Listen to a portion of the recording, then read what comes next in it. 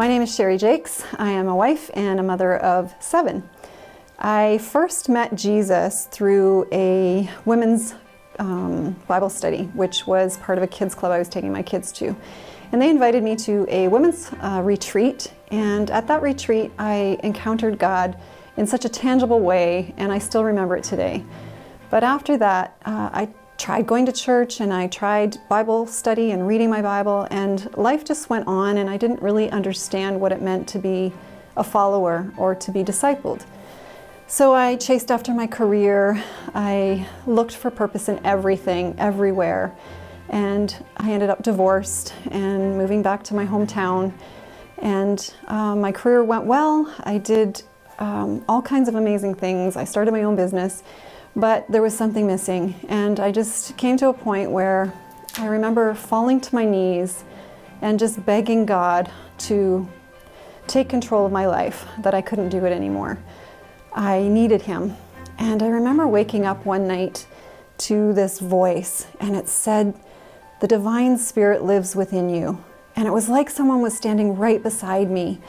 And so from that moment on, I went on a search, and I looked for Jesus, and I became a follower and really understood what being discipled meant.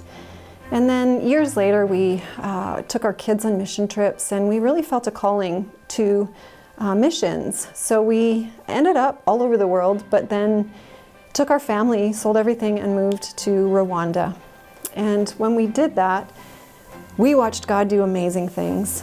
He worked in us, through us, and it was incredible.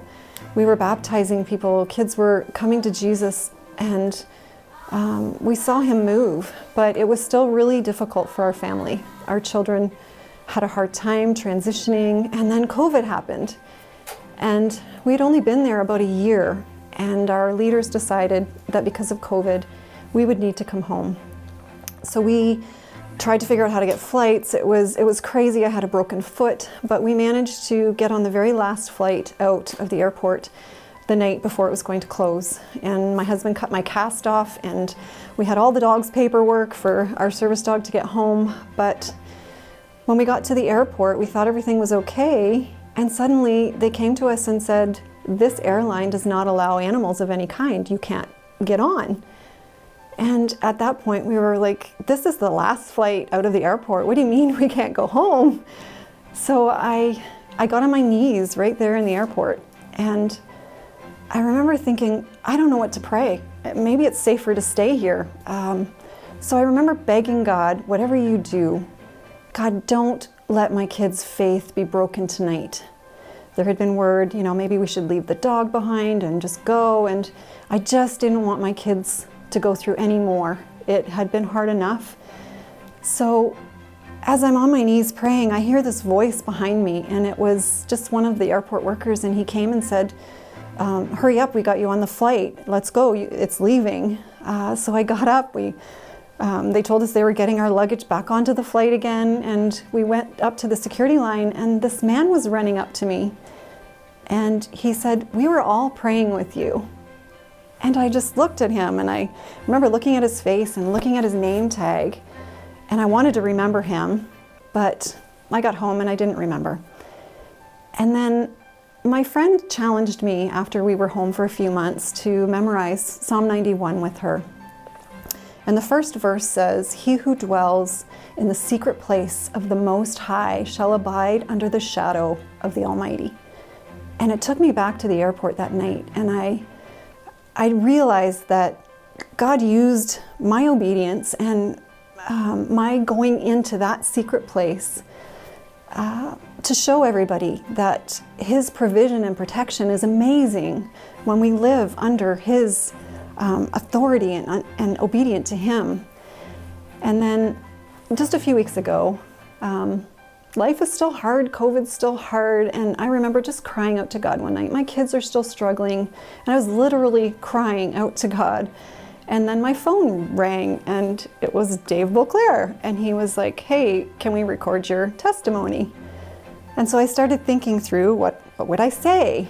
And as I'm thinking through what I would say, I came to the part where this man runs up to me in the airport and says they were praying with me. And as I'm thinking through that, all of a sudden I saw his name tag. And I remembered his name, and I said it out loud. His name was Emmanuel, which is God with us. So immediately I'm bawling. I'm like, God, you saved that name for this moment, knowing that I would need encouragement and I would need to know that you're here with me right now. And it was as if he just reached down, wrapped his arms around me and said, yeah, I'm with you now. I was with you then. Just keep following me. And so that's my testimony. I'm a follower of Jesus. I'm a disciple, and he is our great Emmanuel. So on my journey of learning and discovering what it really means to become a disciple, I guess the biggest thing for me was learning that there's nothing I have to do. There isn't an agenda. It really is just all about following Jesus, almost like he is my big brother, he is my best friend, he is my father, and I just want to be with him. And that's really what it means to be in the secret place, to just hide ourselves under his feathers and to learn who he is and what he wants for our lives.